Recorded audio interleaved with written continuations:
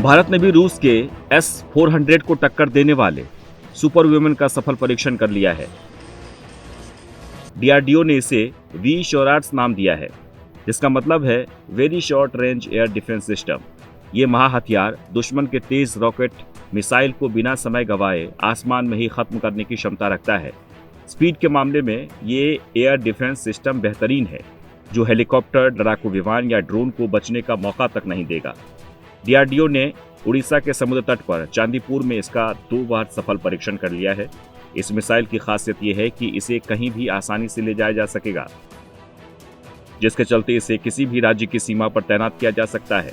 इसे जमीन पर मौजूद मैन पोर्टेबल लॉन्चर से दागा जा सकता है, जो चंद सेकंडों में दुश्मन को तबाह कर देगा। इसको विकसित करने के लिए डीआरडीओ ने हैदराबाद स्थित रिसर्च सेंटर से भी मदद ली है। इस मिसाइल का वजन 20.5 किलोग्राम है और लंबाई करीब 6.7 फीट है। इसके पास 2 किलोग्राम के वजन का हथियार ले जाने की भी क्षमता है, जिसकी रेंज 250 मीटर से 6 किलोमीटर तक है। वहीं बात अगर इसकी ऊंचाई की करें तो यह 11,500 फीट तक की दूरी तय कर सकता है। इसके अलावा भारत की रक्षा ताकत भी अब बढ़ने वाली है। रक्षा मंत्रालय ने सैन्य हथियारों के लिए 70,500 करोड़ की खरीद को मंजूरी दे दी है। माना जा रहा है कि इस खरीद से तीनों सैन्य बलों की ताकत में कई गुना तक बढ़ जाएगी। इन रक्षा सौदों में ब्रह्मोस मिसाइल की खरीद होगी। इन रक्षा सौदों में ब्रह्मोस मिसाइल, शक्ति EWS सिस्टम और नौसेना के इस्तेमाल के लिए हेलीकॉप्टर के लिए 56,000 करोड़ की खरीद की जाएगी। इसी के साथ लंबी दूरी की मार करने वाले हथियार 155 mm 52 कैलिबर की एडवांस AT-AGS और अन्य साजो सामान की खरीद की जाएगी। रक्षा मंत्रालय के मुताबिक वेस्टर्न और नॉर्दर्न फ्रंट पर नए हथियारों की जरूरत है, जिसके लिए यह खरीद की जा रही है। साथ ही यह भी बताया गया कि इनमें अधिकांश हथियार भारत में ही बनेंगे। रक्षा मंत्रालय के अनुसार इन रक्षा सौदों में ज्यादातर बजट भारतीय नौसेना के लिए ही खर्च किया जाएगा।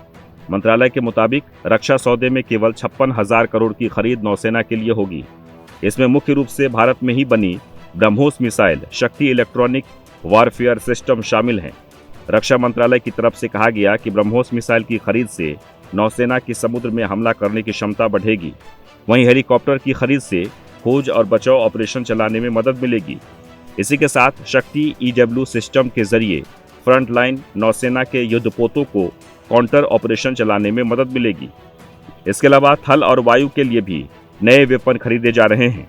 ये आधुनिक सैन्य उपकरण न केवल भारत की सैन्य शक्ति में बढ़ोतरी करेंगे, बल्कि पड़ोसी देश चीन और पाकिस्तान में नापाक मंसूबों रखने वाले लोगों के लिए एक संकेत है कि अगर सीमा पर तनाव भरी कोई भी हरकत की तो इस बार भारत मुंहतोड़ जवाब देने में देर नहीं लगाएगा। Bureau report, TNP news.